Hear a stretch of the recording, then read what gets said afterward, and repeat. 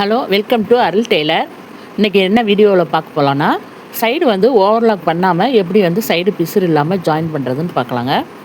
அதுக்கு வந்து நான் லைனிங் கிளாத் எடுத்திருக்கேன். லைனிங் கிளாத்து சைடு ஜாயின் பண்ணும்போது நேர் பீஸ் கட் பண்ணிக்கிங்க. ஒரு 3/4 இன்ச் வச்சு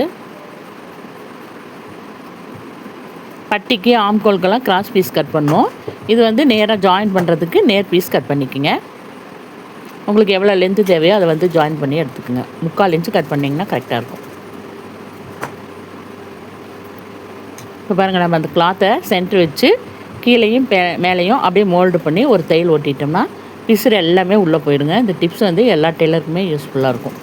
கொஞ்சம் பிசுறு வர துணி, ஜருக வர துணியெல்லாம் நம்ம வந்து குத்தும் போட்டோன்னா, அப்போ வந்து இந்த மெத்தட் நீங்கள் துணி வச்சு ஜாயின் பண்ணி கொடுத்தீங்கனாலும் சூப்பராக இருக்கும்.